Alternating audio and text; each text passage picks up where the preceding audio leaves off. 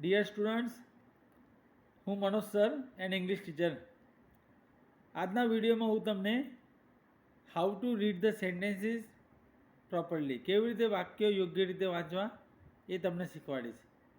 મોટાભાગના સ્ટુડન્ટ જેમને રીડિંગ નથી આવડતું, જે સ્ટુડન્ટ ઇંગ્લિશમાં વાંચી નહીં શકતા, જે સ્ટુડન્ટને કોઈ વર્ડ કે સ્પેલિંગનો મિનિંગ નથી ખબર પડતી, તો એના માટે આજે આપણે આ વિડીયોમાં કેવી રીતે એક્સપ્લેન કરવું, કેવી રીતે સમજાવવું, જેમ જેમ હું સેન્ટેન્સ વાંચી એ પ્રમાણે એનું ગુજરાતી કરીશ, તમને ખ્યાલ આવશે.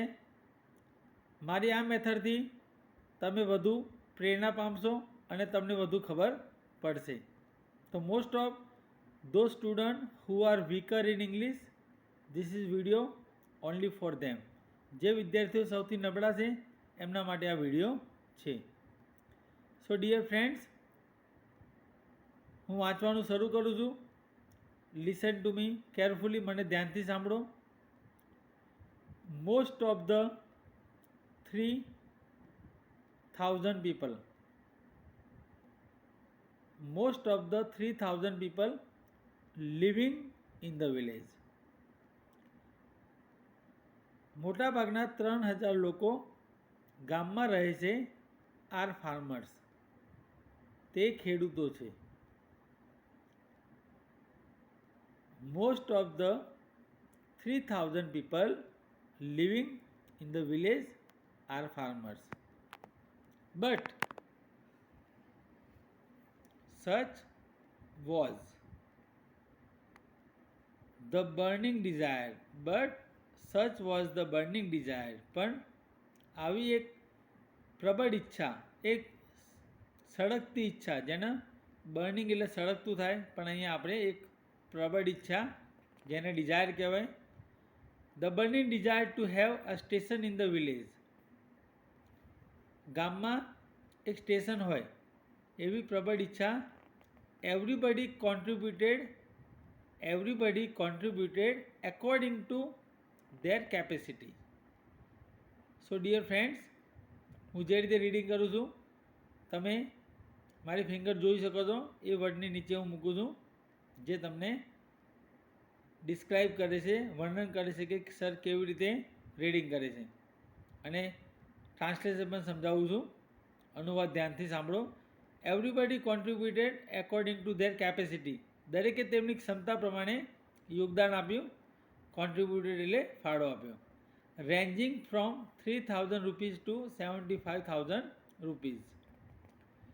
Ranging from 3000 rupees to 75,000 rupees. મતલબ 3000 રૂપિયાથી માંડીને 75,000 રૂપિયા સુધી અલગ અલગ શ્રેણીમાં ભેગા કરાયા. They donated money for the station.